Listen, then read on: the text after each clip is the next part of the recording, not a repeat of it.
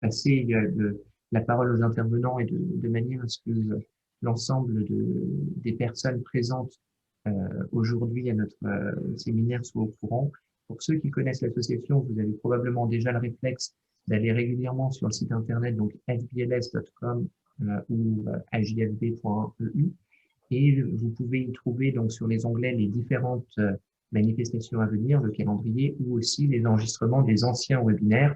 Comme pour ceux de l'an dernier, vous pourrez retrouver prochainement l'enregistrement de celui d'aujourd'hui et les interventions ou les articles des intervenants sur des thèmes proches seront également mis en ligne prochainement. À propos des prochains événements, donc c'est on va dire la renaissance des événements de l'association ces jours-ci, ces semaines-ci. Le premier webinaire étant aujourd'hui. Ce week-end, demain, aura lieu la finale du concours interuniversitaire des doubles maîtrises en concours d'éloquence, le projet Horace. Et dans les jours qui viennent, il y aura deux autres événements qui pourraient vous intéresser.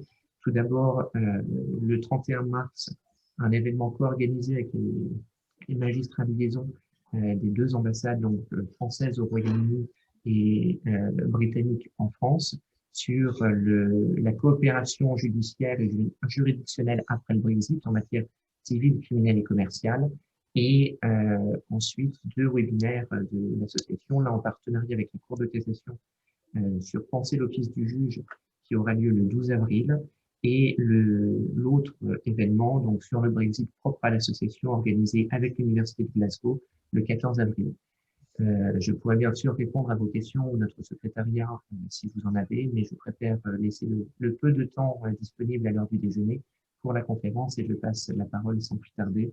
Donc, il y a Delphine Esquelesi pour l'intervention.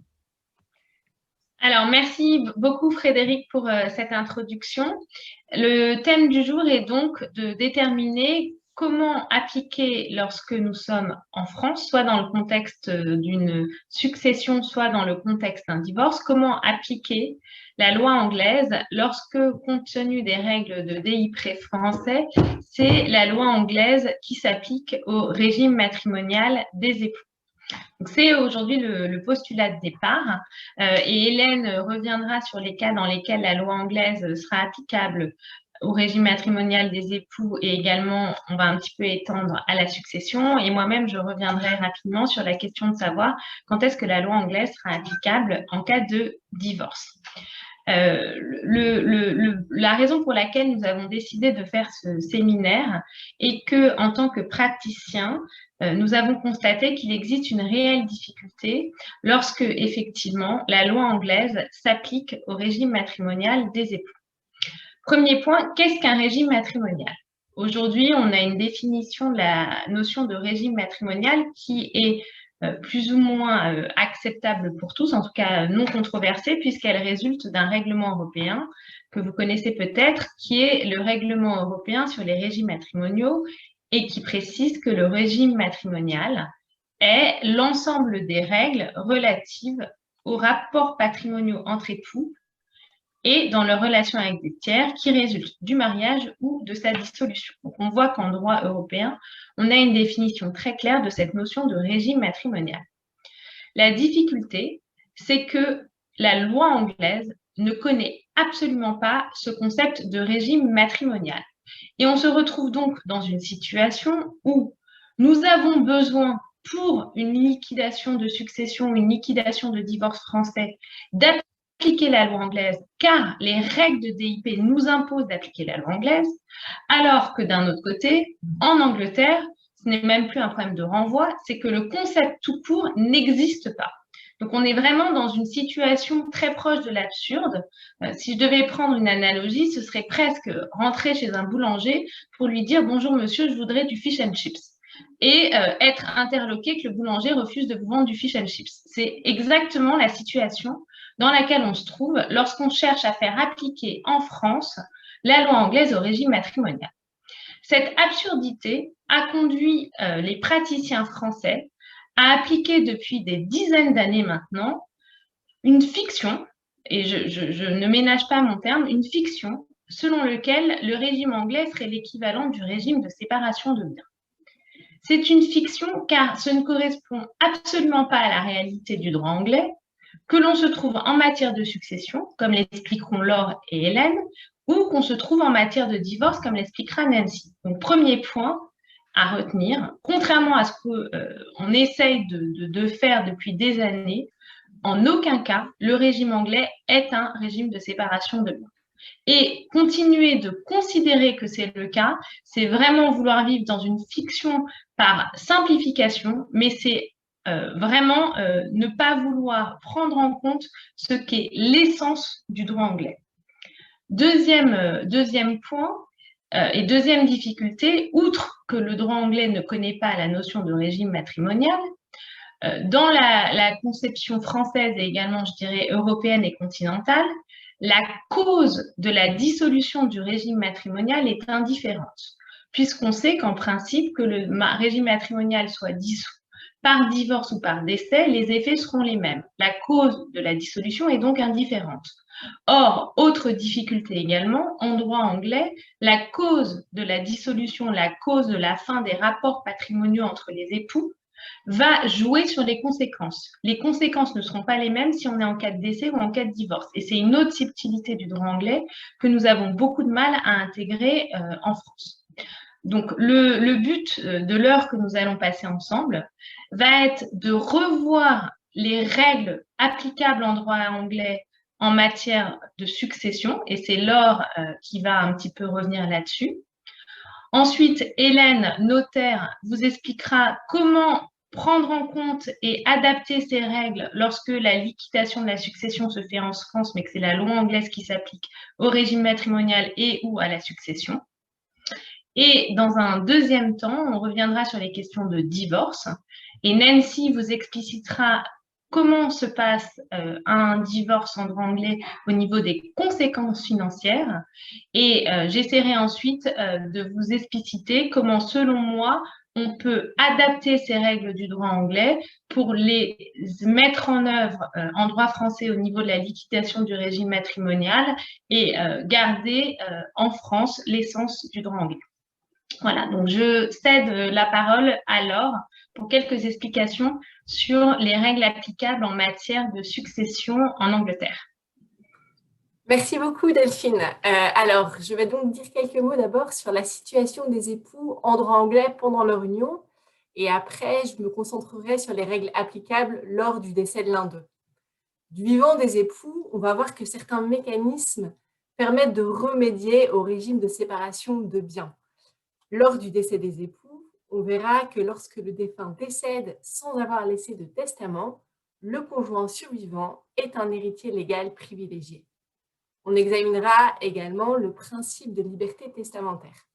Mais on insistera surtout sur l'une des particularités du droit anglais qui est parfois méconnue, la possibilité d'introduire une action en justice pour contester le partage successoral et l'importance des pouvoirs qui sont conférés aux juges dans ce cadre. Ces pouvoirs permettent de tempérer la liberté testamentaire au nom de l'équité. Alors d'abord, du vivant des époux. Alors comme vous l'a expliqué Delphine, il n'existe pas en Angleterre de régime matrimonial au sens où on l'entend dans les pays de droit civil. Le mariage en lui-même n'a aucun effet sur la propriété des biens des époux. Pendant le mariage, chaque époux demeure propriétaire de ses biens, acquiert par la suite ses propres biens et les vend comme s'il était célibataire. Il est donc admis que l'on assimile ce régime à un régime séparatiste pendant la durée du mariage. Mais comme vous l'a dit Delphine, c'est probablement une fiction, car cette absence de régime matrimonial n'empêche pas pour autant les époux d'organiser leurs relations patrimoniales et de mettre en commun certains de leurs biens. Et une grande liberté leur sera laissée. Il faut ainsi noter qu'en droit anglais, on distingue entre la propriété telle qu'elle est fixée par la loi, en common law, ce qu'on appelle legal ownership, et la propriété telle qu'elle est définie en equity, ce qu'on appelle le beneficial ownership. Afin de déterminer la propriété légale, on se réfère simplement au titre de propriété. Mais l'equity pourra intervenir et le juge pourra parfois se référer à l'existence d'une déclaration de trust. Ce mécanisme permet de conférer à un individu des intérêts en equity sur un bien, intérêts qui peuvent être différents de ce que prévoit l'acte de propriété. Ainsi, si deux époux achètent ensemble un bien qu'ils enregistrent sous leurs deux noms, ils sont tous les deux les propriétaires légaux. Mais ils peuvent prévoir, grâce à la déclaration de trust, que leurs intérêts sur ce bien ne seront pas conformes à ce que prévoit le titre de propriété. Par exemple, les époux pourront décider que les intérêts en equity de chacun seront proportionnels à la contribution financière respective pour l'acquisition de ce bien. Par exemple, si monsieur a contribué à 30% de l'achat du bien et madame à hauteur de 70%, ils peuvent décider qu'en equity, madame aura 70% et monsieur 30%. Une autre possibilité, c'est que l'acte de propriété ne mentionne le nom que de l'un des deux époux, qui sera donc le seul propriétaire légal, mais que par le biais d'une déclaration de trust, les époux décident que chacun d'entre eux aura en fait 50% de ce bien en equity. Ce mécanisme reflète la liberté contractuelle qui est un principe essentiel en droit anglais. Par ailleurs, parmi les conventions qui sont fréquemment conclues entre les époux, on trouve le recours au joint tenancy. Alors, le joint tenancy, que l'on pourrait traduire par propriété conjointe, confère l'intégralité de la propriété d'un bien aux deux époux. Les époux détiennent ensemble le bien en question, qui sera intégralement transmis au conjoint survivant au décès du premier époux. Le survivant a ainsi droit aux intérêts du conjoint prédécédé sans qu'une homologation du testament ou qu'une administration de la succession ne soit nécessaire, puisque ce bien ne fait pas partie de la succession de l'époux prédécédé. Le joint tenancy évoque ainsi le système français de la régime de communauté avec clause d'attribution intégrale au conjoint survivant, ou mieux encore de la tontine. Alors, il ne faut pas le confondre avec l'indivision française, puisque contrairement à l'indivision, le joint tenancy permet que l'époux survivant obtienne l'intégralité de la propriété. Le joint tenancy est souvent utilisé pour l'acquisition du logement de famille. On estime qu'environ 90% des couples mariés détiennent ensemble le logement familial. La fréquence du recours à ces procédés tempère donc l'idée souvent reçue selon laquelle les époux seraient toujours soumis à un régime de séparation de biens. Voilà pour la vie commune. Maintenant, on va s'intéresser à la succession. Alors, au décès d'un des époux, le patrimoine successoral sera composé de tous les biens qui étaient au nom du défunt. Il y a deux hypothèses qui se présentent. La première, c'est que le défunt peut mourir sans avoir laissé de testament. Dans ce cas de figure, c'est l'Administration of Estates Act de 1925 qui va venir régir la succession du défunt.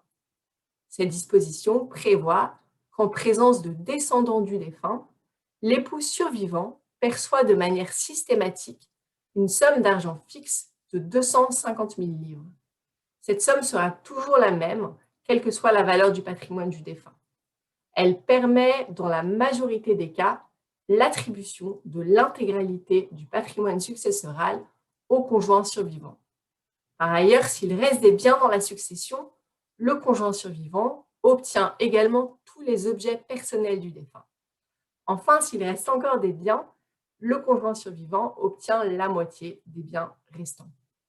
Donc là aussi, vous voyez que pour remédier à ce soi-disant régime séparatiste, le droit anglais est en fait très généreux à l'égard du conjoint survivant. Alors la deuxième hypothèse en cas de décès, c'est celle dans laquelle le défunt aura laissé un testament. Dans ce cas de figure, il aura bénéficié d'une grande liberté car il n'y a pas de réserve en droit anglais. Les avantages matrimoniaux, qui sont inexistants en droit anglais, sont en pratique remplacés par le recours au testament réciproque attribuant au conjoint survivant l'intégralité des biens du conjoint prédécédé. C'est ce qu'on appelle les mutual wills with survivorship provision. De tels testaments sont fréquents entre époux et peuvent être un moyen d'assurer la protection du conjoint survivant. Alors, à l'inverse, la liberté testamentaire peut conduire le défunt à exhéréder son conjoint.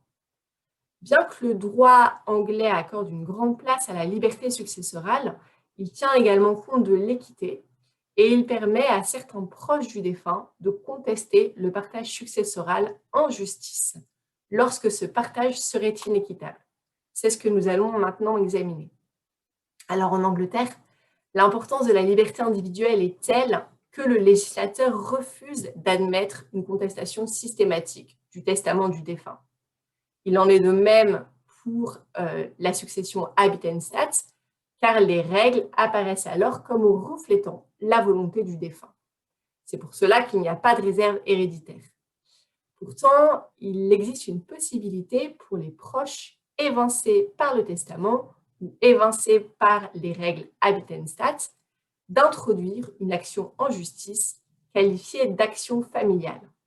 Cette action est prévue par le Inheritance Provision for Family Independence Act de 1975.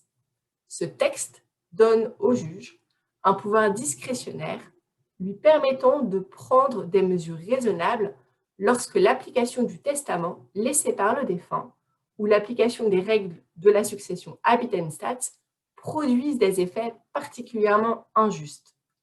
Le juge prend alors des mesures financières raisonnables s'il considère qu'en l'espèce, en tenant compte des différents intérêts en jeu, les dispositions légales régissant la succession ou les dispositions testamentaires ne peuvent pas elles-mêmes être considérées comme raisonnables. Le Inheritance Act de 1975 vient donc encadrer la liberté testamentaire. Et il semble possible d'affirmer que si celle-ci demeure le principe de base du droit des successions, ce principe n'est valable que tant que les individus exercent cette liberté dans le sens de l'intérêt public. La liberté du testateur comporterait en fait une responsabilité implicite, celle de recourir au testament dans un sens qui serait favorable à la protection de la famille. Alors, nous allons en particulier nous concentrer sur l'action familiale qui peut être introduite par le conjoint survivant. Cette action, même si elle est possible en théorie, est rarement utilisée en pratique. Afin d'apprécier le caractère raisonnable des mesures testamentaires ou des mesures légales, le juge doit prendre en compte différents éléments. Alors, les ressources et les besoins du demandeur, les ressources des autres demandeurs éventuels, des bénéficiaires de la succession, mais aussi les obligations du défunt à l'égard des autres demandeurs ou des bénéficiaires de la succession. Et puis, bien sûr, le juge devra prendre en compte l'étendue et la nature de l'actif successoral. Lorsque le demandeur est le conjoint survivant, le juge doit tenir compte de l'âge du demandeur, de la durée du mariage et de la contribution du demandeur au bien-être de la famille, y compris de la contribution consistant à prendre en charge le foyer et les enfants. Les mesures que le juge peut prendre sont alors assez similaires à celles qui sont disponibles en cas de divorce, sur lesquelles Delphine et Nancy reviendront. Par exemple, le versement d'une rente ou d'un capital, le transfert d'un bien au profit du conjoint ou l'acquisition d'un bien déterminé avec des deniers prélevés sur la succession. À la différence des autres demandeurs qui ne peuvent obtenir qu'une créance nécessaire à leur entretien, l'époux survivant peut réclamer le montant auquel il aurait eu droit au vu des circonstances, que cette somme soit nécessaire ou pas à assurer son entretien. Le conjoint peut donc agir même lorsqu'il a suffisamment de revenus propres pour avoir un niveau de vie correct. La loi précise notamment que le juge doit considérer la somme qui aurait été versée au conjoint si l'union s'était dissoute par un divorce. Lorsqu'elle est introduite, cette action offerte au conjoint survivant est acceptée quasi automatiquement par le juge et lui permet d'obtenir des sommes généreuses. Elle remédie au soi-disant régime de séparation de biens, puisqu'il existerait en fait un patrimoine commun acquis par les époux pendant le mariage dont le survivant pourrait partiellement hériter. Cette disposition se justifie également par des raisons d'intérêt public, puisqu'elle évite que le conjoint survivant ne se retrouve dans le besoin et contraint de bénéficier des aides étatiques. Alors, je l'ai dit, cette protection nécessite qu'une action en justice soit introduite par l'époux. Or, ces actions sont rares. Alors, elles sont rares peut-être en raison de leur complexité et de leur coût, mais elles sont peut-être rares aussi parce qu'il est finalement très rare que le conjoint survivant soit écarté de la succession. Quoi qu'il en soit, hein, cette protection n'est bien sûr possible que pour le demandeur qui est suffisamment informé, motivé et aisé, puisqu'elle entraîne un coût et la saisine du juge. Bien que cette action soit rare en pratique, en théorie, on voit qu'elle est une limite importante à la liberté testamentaire. Et on peut donc se demander s'il est possible d'exclure par avance une telle action. Face au large pouvoir discrétionnaire conféré au juge dans le cadre de l'action familiale, on a pu notamment se demander si un prenuptial agreement pouvait être une façon d'exclure une action familiale intentée par le conjoint survivant. Une telle solution permettrait à un époux de s'assurer que l'intégralité de son patrimoine soit transmise à ses enfants, par exemple. Et cela sans qu'une quelconque créance allouée à son conjoint survivant ne puisse remettre en cause sa décision. Alors en Angleterre, à l'heure actuelle, le prenuptial agreement n'a pas de force obligatoire. Il n'est donc pas possible d'exclure l'action familiale conférée au conjoint survivant par ce biais. La dernière proposition en date, faite par la Law Commission en 2014, suggère cependant que lorsqu'une juridiction est saisie d'une action familiale introduite par le conjoint survivant, cette juridiction tienne compte des dispositions qui figureraient dans un prenuptial agreement. Le juge pourrait donc tenir compte du prenuptial agreement, mais il conserverait le dernier mot, il conserverait ses larges pouvoirs discrétionnaires. Voilà donc pour ce petit aperçu des règles applicables en droit anglais, une partie assez théorique, mais je vais laisser maintenant la parole à Hélène qui va vous expliquer en pratique comment est-ce que le notaire français se débrouille avec l'application de ces règles anglaises. Merci. Merci Laure. Donc effectivement, Laure vous a expliqué d'un point de vue plus théorie et moi je vais vous donner une pratique de notaire. Pourquoi est-ce qu'on se pose toutes ces questions? En fait, à chaque client, quelle que soit l'opération envisagée, la première question que l'on pose, c'est « Êtes-vous marié? Et si oui, sous quel régime ?» Pourquoi est-ce qu'on se pose cette question? C'est parce que c'est le régime matrimonial qui définit la propriété et les pouvoirs des époux sur les biens, la responsabilité des époux vis-à-vis des dettes et les règles de gestion sur les biens. Par exemple, pour une vente, on se demande si un époux peut signer seul un acte de vente ou un acte d'acquisition. Est-ce qu'il le fait pour acheter un bien propre ou un bien commun? Est-ce qu'il a les droits de constituer une garantie sur le bien? Pour une donation, par exemple, quand un époux envisage de donner un bien, on s'assure qu'il a bien les pouvoirs de donner ce bien, s'il s'agit d'un bien commun ou d'un bien propre. En cas de divorce, le régime matrimonial est essentiel pour savoir comment se répartit le patrimoine des époux, et c'est Delphine et Nancy qui vont vous expliquer ça.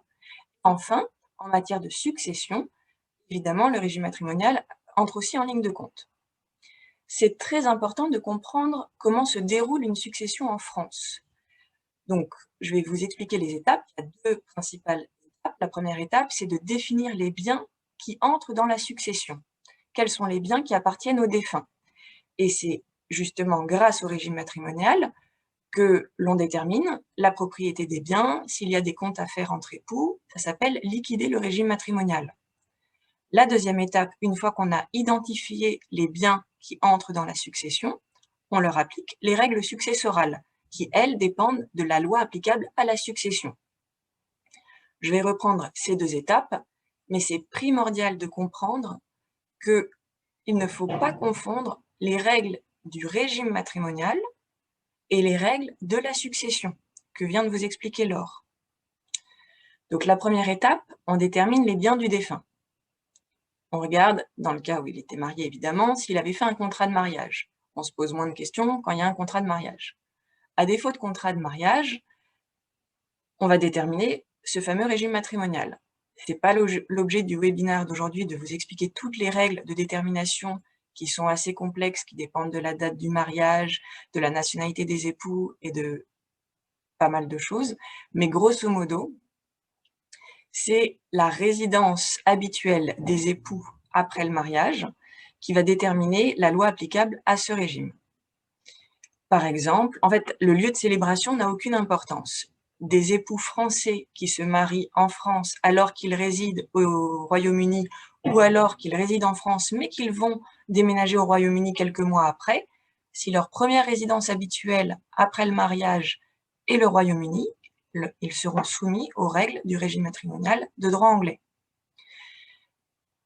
La difficulté, c'est que ce régime matrimonial peut changer de façon automatique, et la plupart du temps sans que les époux s'en aperçoivent.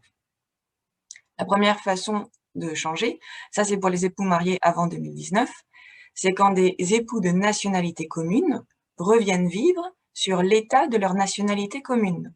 Concrètement, quand deux époux français qui ont eu leur première résidence habituelle après le mariage au Royaume-Uni, qui ont vécu un certain nombre d'années, s'ils reviennent vivre en France, dès l'instant où ils reviennent vivre en France, ils sont soumis au régime légal français de la communauté.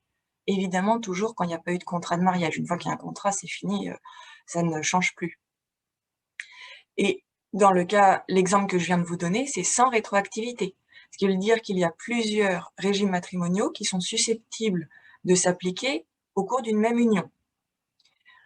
Un deuxième changement automatique est lorsque un couple qui n'a pas de nationalité commune ou qui a une nationalité commune, mais vit dans un autre pays pendant 10 ans. Par exemple, un couple franco-anglais vient s'installer en France. Au bout de 10 ans de vie commune en France, ils seront automatiquement soumis au régime légal de droit français, la communauté réduite aux acquis.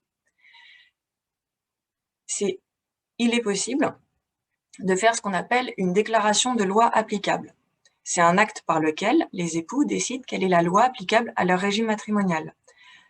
Et ce faisant, ils peuvent également opter pour un régime matrimonial.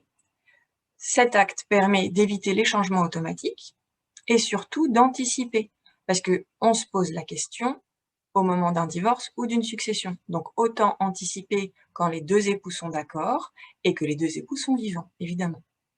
Nous en sommes toujours à notre première étape de déterminer les biens du défunt. Donc là, je saurai si c'est un régime de droit anglais ou de droit français. J'appliquerai les règles liquidatives de ce régime-là. Je ne vais pas d'assimilation. Justement, je n'applique pas les règles. Si j'ai conclu que c'était un régime matrimonial de droit anglais, je ne vais pas lui appliquer les règles liquidatives d'un régime de séparation de droit français. En droit français, il peut y avoir des créances entre époux, entre leurs deux patrimoines. Ce n'est pas possible en droit anglais ou alors sous certaines conditions qui ne sont pas les mêmes. Donc c'est vraiment important de garder les règles liquidatives du régime qu'on a déterminé. Il faut également analyser tous les titres de propriété, car comme Laure vous a expliqué, on peut au Royaume-Uni détenir des biens, par exemple en joint tenancy ou à travers des trusts. Les biens ne rentrent pas dans la succession du défunt. Donc c'est vraiment important de bien déterminer les biens qui appartiennent au défunt. Une fois que cette première étape sera faite, on appliquera les règles de la succession. On constate que le droit anglais accorde beaucoup de droits au conjoint survivant. Mais c'est en fait parce qu'il lui accorde pas de droits au titre d'un fameux régime matrimonial. En droit français, le conjoint survivant a beaucoup moins de droits que cela. C'est les descendants qui ont plus de droits, mais c'est parce qu'en fait, il a déjà reçu sa part de communauté. Il y a une certaine logique dans chaque système. Donc la difficulté, c'est quand on a un régime matrimonial de droit anglais avec des règles successorales de droit français et inversement. Donc, gardez en tête que le régime matrimonial peut être de droit anglais ou de droit français. Ça dépend de la première résidence habituelle. Il est totalement indépendant de ce dont je vais vous parler maintenant, qui est la loi applicable à la succession. Sur les biens identifiés, je vais appliquer les règles dévolutives. Je vais déjà regarder si le défunt a laissé un testament. Je vais déterminer la loi applicable à la succession. Et je vais m'assurer que le testament est conforme avec cette loi. Par exemple, si je conclus que la loi française est applicable à la succession, vous savez sûrement que la loi française réserve une réserve héréditaire aux enfants. Si j'ai un testament de droit anglais qui lègue tout au conjoint survivant, son effet va être limité parce qu'il devra s'inclure dans l'application d'une loi française. Comment est-ce qu'on détermine la loi successorale? On a un règlement de succession qui maintenant s'applique à toutes les successions et qui prévoit qu'on applique la loi de la dernière résidence habituelle du défunt à défaut d'un choix en faveur de sa loi nationale. Il a eu la possibilité d'opter, ça s'appelle une professio juris, par exemple dans un testament, en disant qu'il voulait que la loi anglaise soit applicable à sa succession, la loi française applicable à sa succession, toujours indépendamment de son régime matrimonial. À quoi sert cette loi et que couvre-t-elle? La loi successorale régit notamment la vocation successorale des bénéficiaires, la détermination de leurs parts respectives. Concrètement, c'est qui sont les héritiers et dans quelle proportion est-ce qu'ils héritent. La loi successorale détermine les droits successoraux du conjoint. Elle fixe, le cas échéant, la quotité disponible et les réserves héréditaires. Elle explique les modes de calcul. Et enfin, elle détermine, ça s'appelle le rapport et la réduction des libéralités. C'est important de garder à l'esprit qu'il y a une grande liberté en droit anglais. Le droit anglais ne prévoit pas le rapport des donations, contrairement au droit français. En droit français, quand il y a un défunt, on fait une opération de réunion fictive, on réunit au bien que le défunt a laissé au jour de son décès toutes les donations qu'il a faites de son vivant. Et c'est ça qui nous permet de déterminer la quote-part de réserve héréditaire et la quote-part de quotité disponible. En droit anglais, il y a une totale liberté de disposition et on ne s'intéresse pas du tout à ce que le défunt a fait de son vivant. Il a pu faire toutes les donations. Donc si je conclus à l'application de la loi successorale anglaise, dans ces cas-là, je demande à un juriste anglais une legal opinion qui va concerner la dévolution et normalement, j'espère, qu'il m'expliquera exactement ce que Laure vous a expliqué. Je vais donner la parole à Nancy pour qu'elle vous explique comment la division du patrimoine s'opère en cas de divorce. Merci beaucoup, Hélène. Bonjour tout le monde de Londres. Il pleut ici, je ne sais pas comment c'est à Paris.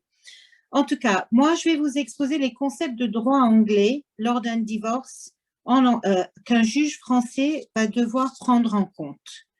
Je parle du droit en Angleterre et au pays de Galles, car le droit écossais et irlandais est différent.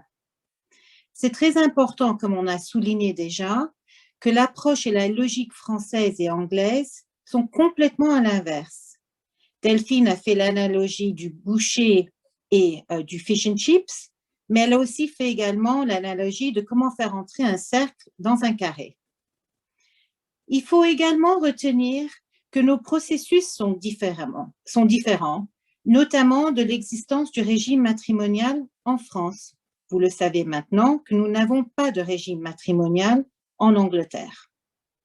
Donc, avant de comparer le droit français et anglais, il est important que je vous expose quelques aspects légaux anglais, notamment en ce qui concerne les procédures. Lorsqu'un couple veut divorcer en Angleterre, il y a 3 procédures potentielles distinctes. La première, c'est en ce qui concerne le divorce, c'est une procédure administrative. Le deuxième, c'est les aspects financiers pour aboutir à un Financial Remedy Order. La troisième procédure potentielle, c'est concernant les enfants mineurs, dont je ne vais pas parler du tout aujourd'hui. En France, dans la même procédure, vous abordez la dissolution du mariage, les aspects financiers et les droits des enfants. Vous les abordez dans le même document. C'est aussi votre juge qui regardera les divers aspects, notamment la prestation compensatoire, alors que ça sera le notaire qui va liquider le régime matrimonial. C'est très différent en Angleterre, car chez nous, nous n'avons pas de régime matrimonial et le juge va distinguer de quoi il s'agit dans sa procédure. Et la norme, c'est de régler les aspects financiers avant le divorce. Et ceci parce que dans les aspects financiers, si le divorce est prononcé avant, on pourrait perdre des droits financiers, notamment en ce qui concerne les retraites. En Angleterre, souvent un dossier de divorce qui a les aspects financiers est conclu dans environ 2 ans, alors qu'en France, les époux peuvent être divorcés avant que le régime matrimonial soit liquidé et j'ai pu comprendre que cela peut prendre plusieurs années.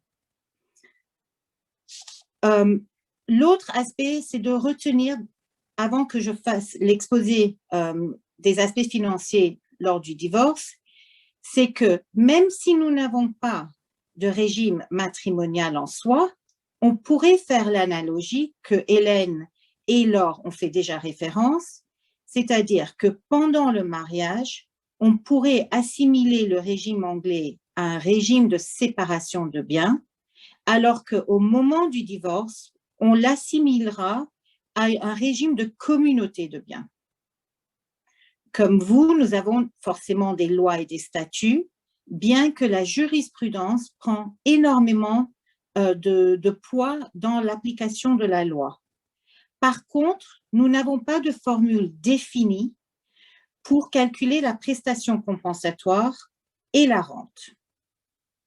En effet, notre juge anglais a un pouvoir discrétionnaire très important que Laure a également fait référence. Ce pouvoir discrétionnaire, il l'utilisera quand il abordera les conséquences financières lors d'un divorce. Le but du juge anglais est d'arriver à un résultat juste et équitable dans toutes les circonstances de la famille devant lui. Il regardera s'il y a des enfants mineurs, il tiendra compte de tous les biens de la famille de par le monde, sans prendre en compte à quel nom ce bien est détenu. Le juge anglais prendra aussi en compte l'existence soit d'un contrat de mariage ou d'un prenuptial agreement anglais ou même d'un postnuptial agreement anglais. Il est important, avant de continuer, que vous compreniez qu'il y a une grande différence entre un contrat de mariage français ou continental et un prenuptial agreement ou postnuptial agreement anglais. Un contrat de mariage, comme Hélène a expliqué, régit le régime matrimonial, définit quel est le régime matrimonial qui est important non seulement pour le couple, mais aussi vis-à-vis des parties tiers, non seulement au moment du divorce, mais également à la mort. Alors qu'un prenuptial agreement, c'est un document que les époux entrent avant le mariage, ou un postnuptial agreement, c'est quand les époux sont mariés et ils veulent régir les aspects financiers, mais c'est uniquement s'il y avait un divorce. C'est un contrat entre les deux époux et ça n'a aucune importance vis-à-vis des parties tiers. Donc, maintenant, je vais vous expliquer les aspects financiers lors d'un divorce. En France, votre approche est bien plus rigoureuse et objective que chez nous. Vous avez des calculs et des formules pour arriver à la prestation compensatoire. Il est aussi rare de pouvoir obtenir une rente en France, sauf s'il y a beaucoup de moyens dans le dossier. En contraste, le juge anglais, lui, décide des aspects financiers en distinguant toujours deux aspects. Un, le capital, c'est-à-dire les biens actifs, les biens immobiliers, les investissements, les retraites, mais aussi le juge regardera si une rente devrait être payée. La rente peut être payée d'un époux envers l'autre époux ou également pour les enfants mineurs dont je ne parlerai pas. Ces deux aspects de capital et de rente sont référencés dans l'ordonnance anglaise qui s'appelle le Financial Remedy Order. Alors, je vais commencer avec le capital. Comme en France, la division du capital est faite une fois pour toutes. Un époux ne peut pas revenir demander plus de capital dans le futur. Ça s'appelle le Capital Clean Break. Parfois, ce Capital Clean Break ne peut pas s'effectuer immédiatement. Donc, il pourrait peut se faire sur une période déterminée. Dans ce capital, dans l'analyse du capital, le juge anglais va tenir compte de tous les biens mondiaux, que ce soit au nom de l'un ou l'autre époux ou au nom des deux époux. C'est égal. Également, le juge va se fier à la financial disclosure que les époux auront donnée au juge, qui est, croyez-moi, pire que de rentrer dans une déclaration financière, taxe fiscale, française. Donc, ça, c'est important. L'autre chose qui est important que vous sachiez, c'est que en Angleterre, le couple est considéré comme un partenariat. Donc, depuis l'an 2000, la loi anglaise ne distingue plus entre la personne qui rapporte l'argent au foyer et celui qui reste à la maison pour s'occuper des enfants. Aussi, le juge, quand il regarde les aspects financiers lors d'un divorce, va regarder plusieurs critères pour arriver à un résultat juste et équitable. Par exemple, il va regarder la nature des biens, la durée du mariage, le train de vie, l'existence d'enfants mineurs, s'il y aurait un héritage dans le futur. Le juge doit également regarder s'il y a soit un contrat de mariage ou un post-nuptial agreement ou un pre-nuptial agreement. Pour ce faire, je vais vous expliquer un peu l'historique de comment, au fil des années, il y a eu une évolution importante par le juge anglais de comment tenir compte du pre-nuptial anglais ou post-nuptial ou du contrat de mariage. Cette évolution a surtout commencé en 2011 avec un cas qui s'appelle Radmacher et Granatino, qui était un couple franco-allemand qui vivait en Angleterre.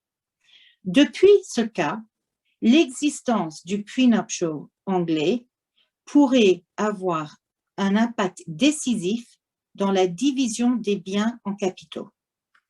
Le juge va regarder les circonstances dans lesquelles le document a été négocié et signé. Un facteur important sera si le couple comprenait l'importance des clauses dans le pre-nuptial agreement et aussi les conséquences dans son application lors d'un divorce.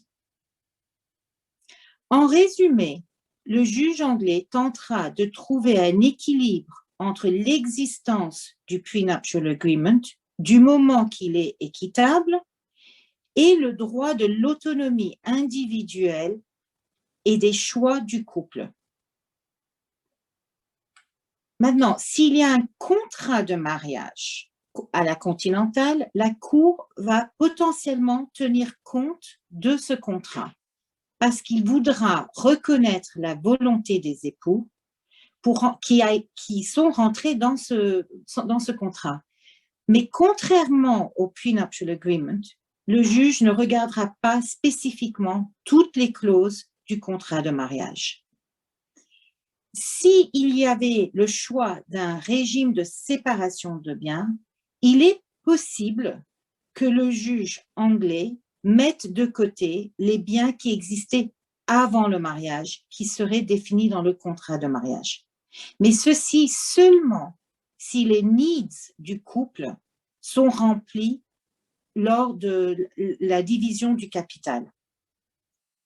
Donc, je vais maintenant vous exposer 3 principes importants quand le juge utilise sa discrétion pour arriver à ce résultat juste et équitable. Pour faire cette analyse, le juge regarde 3 principes. Le premier, c'est le needs. Le needs, c'est en fait les besoins d'assurer que les 2 époux, et surtout s'il y a des enfants mineurs, ont leurs besoins remplis et surtout notamment du logement.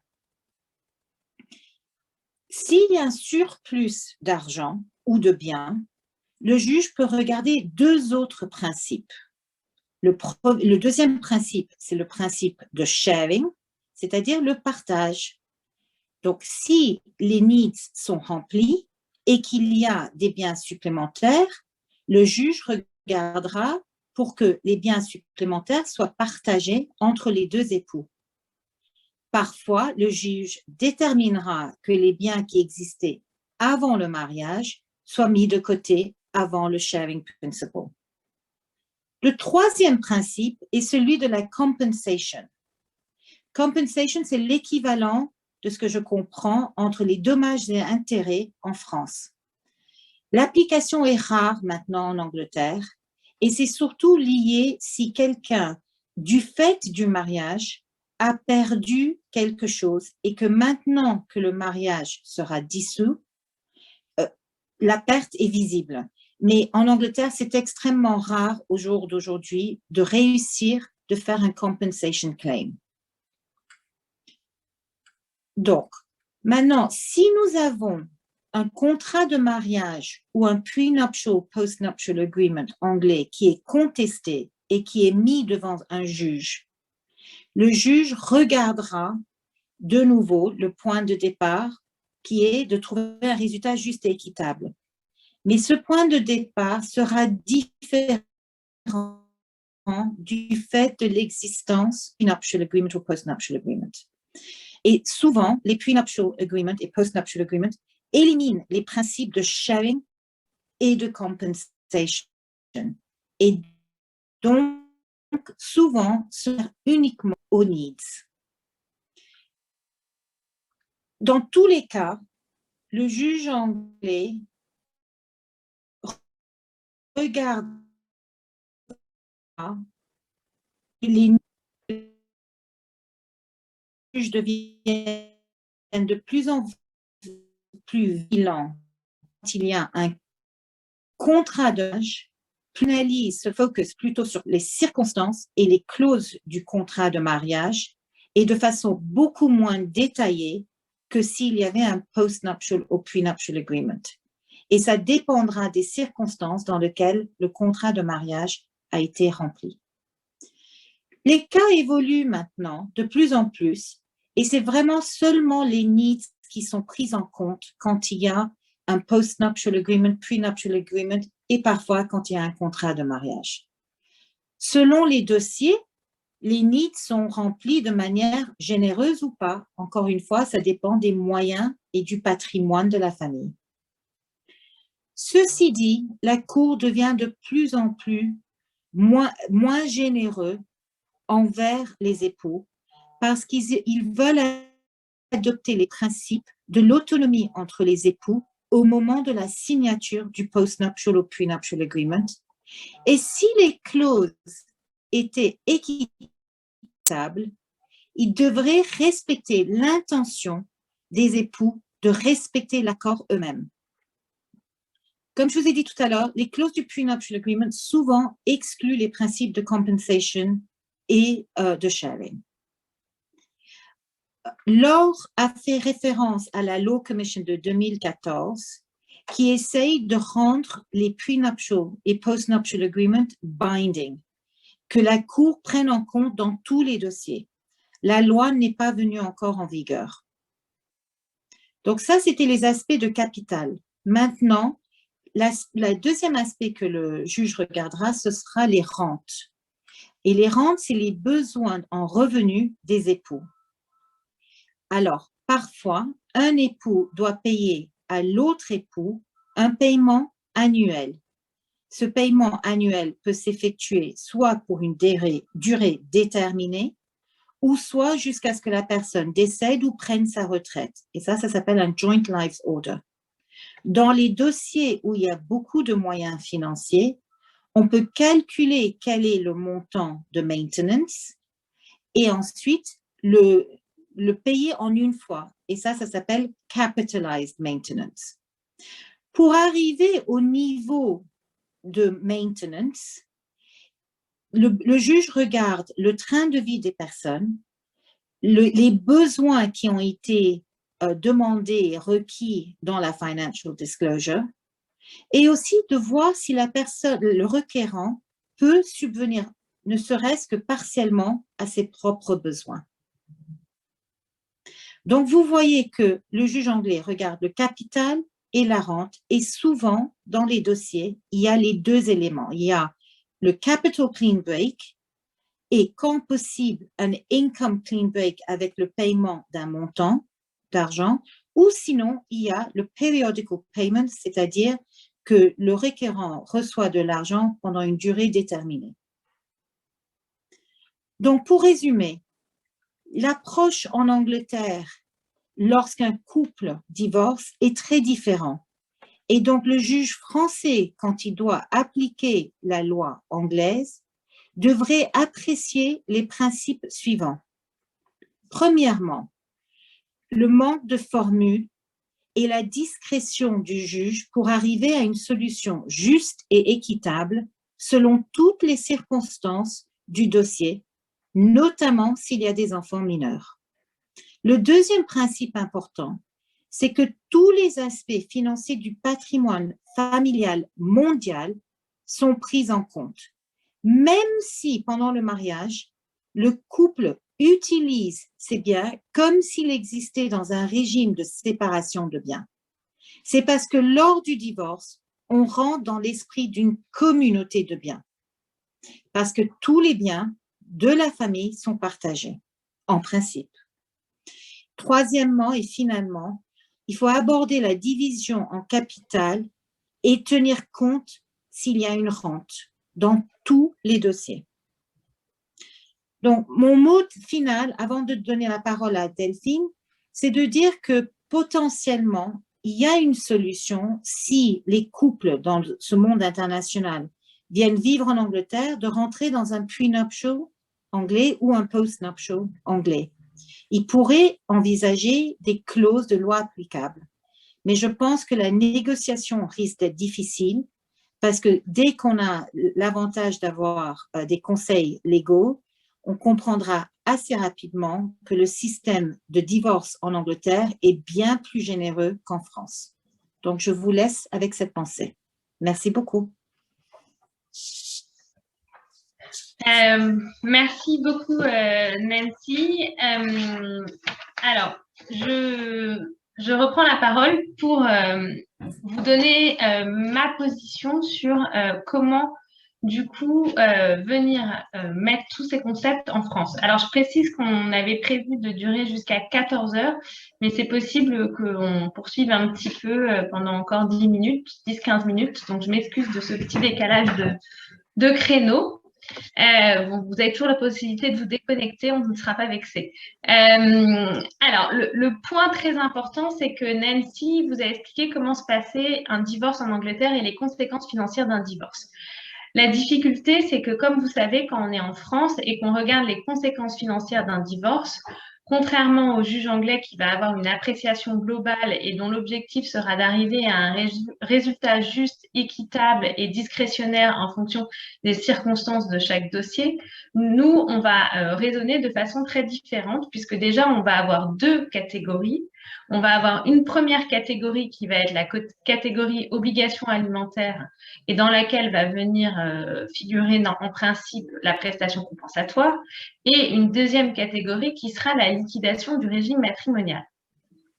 La première difficulté, par conséquent, lorsqu'on voit comment ça se passe en Angleterre, avant même de se dire comment ça se passe si la loi anglaise est applicable au régime matrimonial, c'est de distinguer dans les pouvoirs du juge anglais ce qui relève des obligations alimentaires et ce qui relèverait du régime matrimonial au sens du droit français. Et c'est cette distinction entre obligation alimentaire et régime matrimonial qui, selon moi, est vraiment le point de départ et le cœur de l'analyse pour pouvoir ensuite venir, le cas échéant, appliquer en France le droit anglais. Alors, du coup, comment faire cette distinction entre obligation alimentaire d'une part et régime matrimonial d'autre part? On a une définition qui nous a été donnée dans une décision de la Cour de justice Van de Bogart qui précise que lorsque la prestation, le montant, est destiné à assurer l'entretien d'un époux dans le besoin, et si les ressources de chacun des époux est pris en considération, on est dans le domaine des obligations alimentaires. À l'inverse, lorsque la prestation, le jugement vise à la répartition des biens, on est dans le domaine du régime matrimonial. Cette distinction qui donc résulte d'une décision de la Cour de justice de l'Union européenne a été récemment reprise par les juridictions anglaises dans une décision de 2016, Brack versus Brack, décision qui a été, je le dis tout de suite, réformée par la Cour d'appel sur certains points, mais sur cette question de la distinction entre le régime matrimonial et les obligations alimentaires, cette décision n'a pas été véritablement remise en cause par la Cour d'appel. Et dans cette décision de 2016 des décisions des juridictions anglaises, le juge précise tout à fait en toute cohérence avec cette décision Van de Bogart que lorsque le transfert de biens est ordonné en Angleterre pour permettre de subvenir aux besoins de l'un des époux, dans ce cas-là, la décision anglaise concerne une question de maintenance, d'obligation alimentaire. À l'inverse, si ce même versement ou transfert est ordonné à titre de division des biens, cette disposition affecte les droits de propriété de chaque époux et relève du régime matrimonial des époux. On voit donc que lorsque le juge anglais rend sa décision en matière de conséquences financières, lui, il va rendre une décision globale, mais nous, par rapport au droit français, on va couvrir nos deux catégories juridiques, à savoir la catégorie obligation alimentaire et la catégorie régime matrimonial. Et ça, c'est très important, car la loi anglaise ne sera pas nécessairement applicable aux deux catégories. Les règles de DIP françaises ne sont pas les mêmes. Si on est en matière d'obligation alimentaire, la règle de DIP sera celle qui figure au protocole de l'AE sur la loi applicable aux obligations alimentaires, alors qu'en matière de régime matrimonial, comme l'a expliqué Hélène, on distinguera selon la date de mariage des époux pour déterminer cette loi applicable. Le sujet aujourd'hui, c'est celui de la loi anglaise applicable au régime matrimonial. On va donc écarter deux cas, deux situations. Première situation, on serait dans un cas où ce n'est pas la loi anglaise qui s'applique aux obligations alimentaires, c'est une toute autre loi. C'est la loi française, enfin, peu importe, on ne s'intéresse pas au cas où on est sur les obligations alimentaires, sur la prestation compensatoire. Ce n'est pas le sujet dont on parle. Deuxième cas qu'on va écarter, Nancy a beaucoup parlé par comparaison et aussi pour vous faire comprendre comment fonctionne le système anglais, des cas dans lesquels il existerait un prenup ou un postnup ou surtout un contrat de mariage français. Et là, pareil, on n'est pas dans ce cas-là parce que si on a un prenup ou un postnup, quelque part, on a déjà des règles et on nous dit déjà voilà comment il va falloir faire puisqu'en théorie, nous, on va appliquer les règles du contrat. Donc, on n'aura pas besoin d'essayer de comprendre quelles sont les règles anglaises par défaut. Et si on a un contrat de mariage français, par définition, c'est que la loi française s'applique au régime matrimonial et donc on n'aura pas besoin de se demander quelle est la loi applicable au régime matrimonial. Donc, l'hypothèse à garder en tête, c'est vous êtes soit devant le juge français, soit même devant le notaire, si on en est au stade de la liquidation. C'est une loi autre, peu importe, anglaise, française, on s'en fiche, qui s'applique aux obligations alimentaires, mais c'est bien la loi anglaise qui s'applique au régime matrimonial. Comment donc distinguer et quel pouvoir du juge anglais on va par transposition appliquer en France pour liquider notre régime matrimonial compte tenu de ce que nous a expliqué Nancy. Dans ce que Nancy nous a expliqué, il y a quelque chose de très important qu'elle nous a dit, c'est qu'elle nous a expliqué que le juge anglais a trois pouvoirs. Le pouvoir de compensation, d'ordonner un montant à titre de compensation, le pouvoir d'ordonner des versements aussi bien en capital qu'en rente pour couvrir les besoins des époux, et enfin, la possibilité éventuellement d'avoir des sharing claims. Sharing claims, c'est-à-dire sharing, un partage des biens. Alors, compensation, Nancy l'a expliqué, c'est extrêmement rare, c'est pour compenser un préjudice lié exceptionnelles liées à la fin du mariage. Et je pense qu'ici, on est plutôt plus proche de la notion de dommages et intérêts du droit français. Donc, on peut écarter, en tout cas, je ne pense pas qu'on puisse considérer que le pouvoir du juge anglais d'ordonner exceptionnellement des montants à titre de compensation, ce serait ce qu'on peut utiliser par transposition en France lorsqu'on liquide le régime matrimonial soumis au droit anglais. Donc, on va écarter ce point-là. Deux autres pouvoirs donc, du juge anglais, le pouvoir de couvrir les besoins des époux et le sharing claim. Et là, à partir du moment où on comprend que le premier souci du juge anglais, c'est de faire, certes, un partage communautaire, mais surtout pour, avant tout, couvrir les besoins, on voit que par rapport à la définition que j'ai donnée tout à l'heure de la notion d'obligation alimentaire par opposition à la notion de régime matrimonial, on est beaucoup plus proche de la notion finalement de prestation compensatoire du droit français.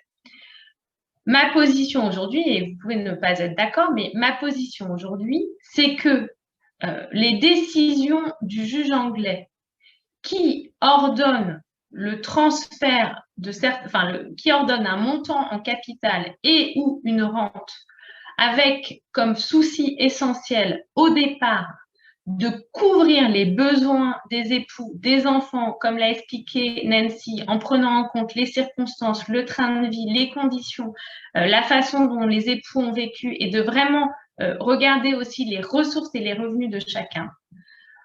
Sur ce sujet-là, on est quand même, à mon sens, beaucoup plus proche de la catégorie obligation alimentaire que de la catégorie régime matrimonial. Et les critères sont très proches des critères que nous, on aurait en droit français en matière de prestations compensatoires.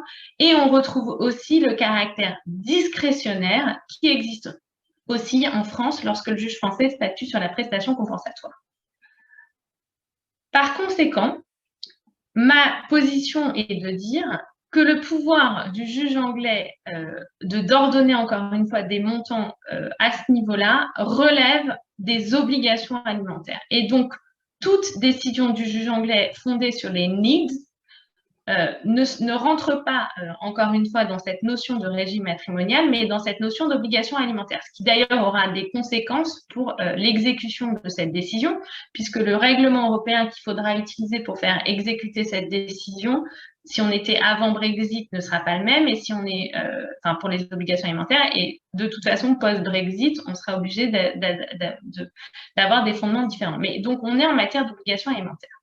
Donc, vous allez me dire, du coup, on est embêté parce que vous nous avez toujours pas dit comment on va faire pour appliquer la loi anglaise, dès lors que c'est la loi anglaise qui s'applique au régime matrimonial, puisqu'encore une fois, là, je suis en train de vous dire, finalement, tout ce que Nancy nous a dit, c'est pas du régime matrimonial, c'est plutôt des obligations alimentaires. Effectivement.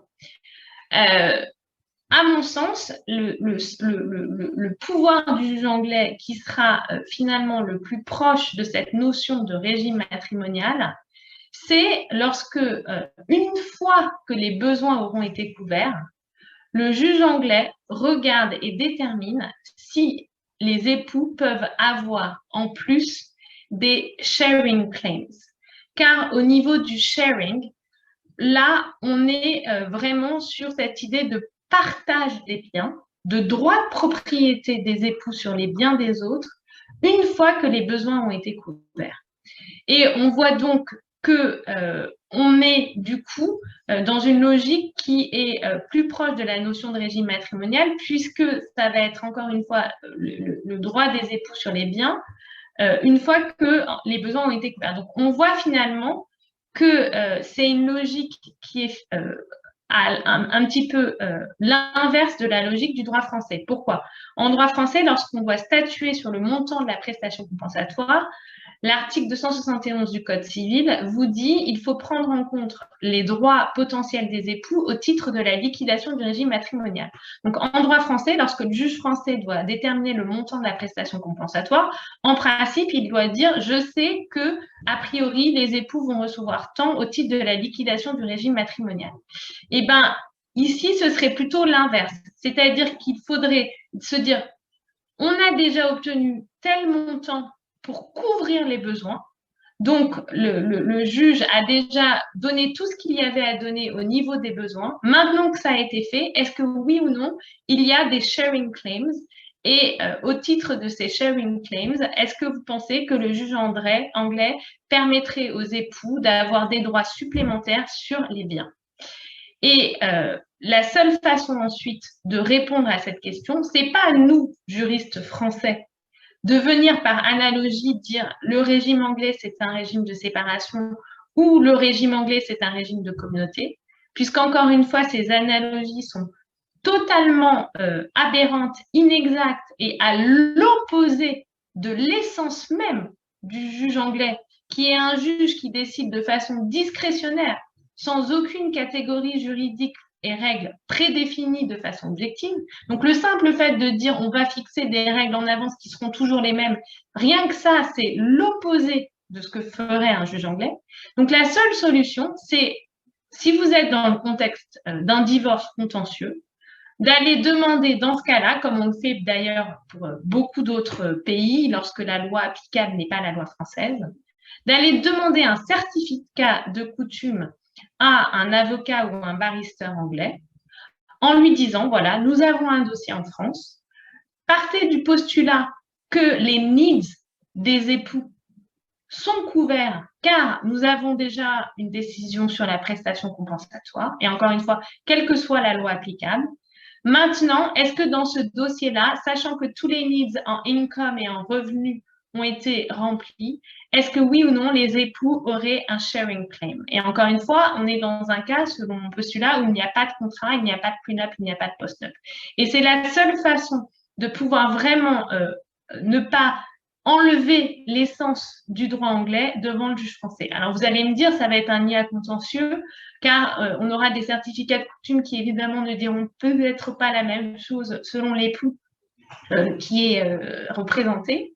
Mais on ne peut pas, par souci de simplification, faire quelque chose qui n'a absolument aucun sens par rapport au droit étranger applicable. Ou alors, sinon, il faut juste abandonner et dire on n'est pas capable d'appréhender en France les subtilités du droit anglais et on va tout simplement écarter la loi anglaise et appliquer éventuellement la loi française.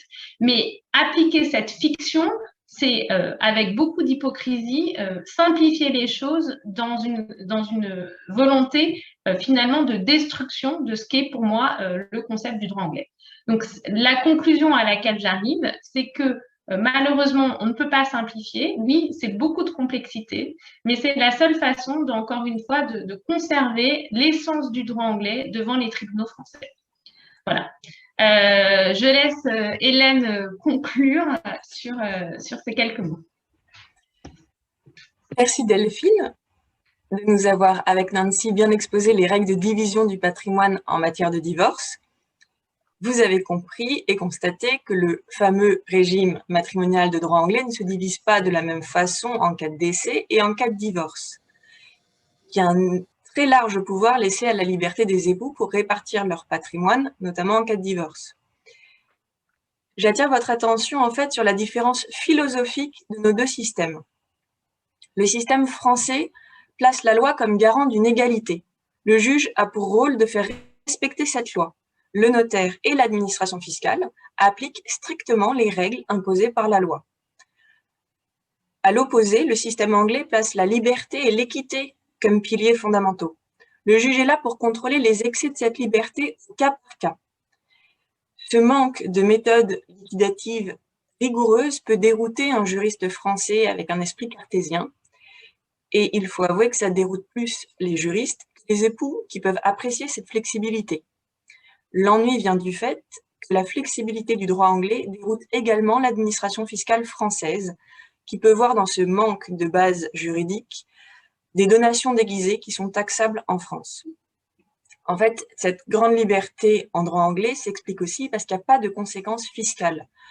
Dans le système français, on doit expliquer tous les mouvements, tous les transferts de propriété et on doit s'appliquer sur des règles pour le faire.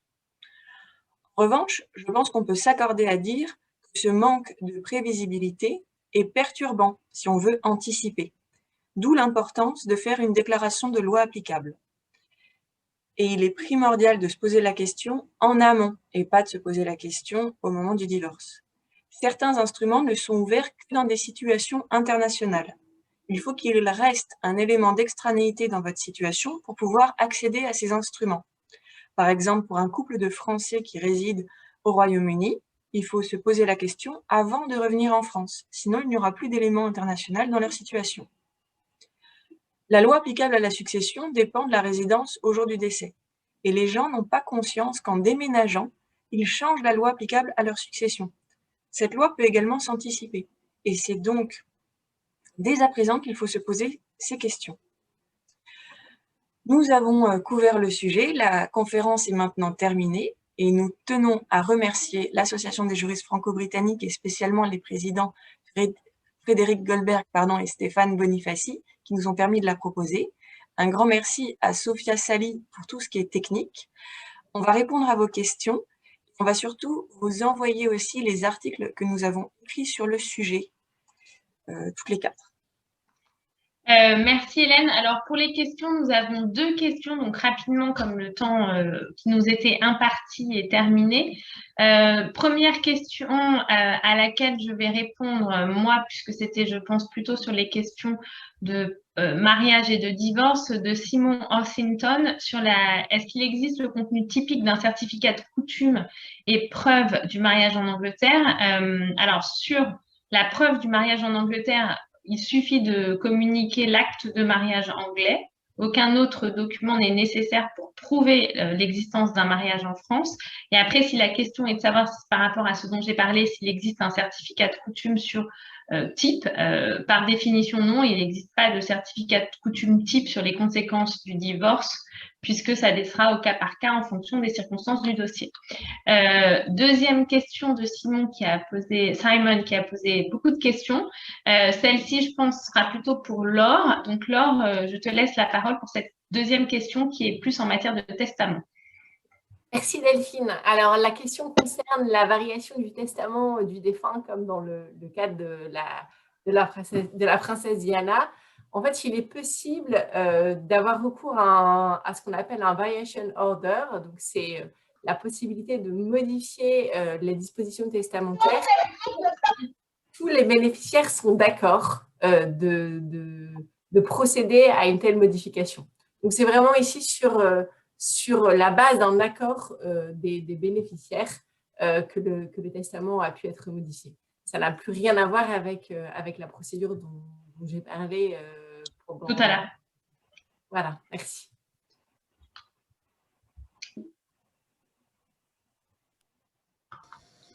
Hélène, il y a une question pour toi de la part de Guillaume Micolo, que tu connais, qu'on connaît tous.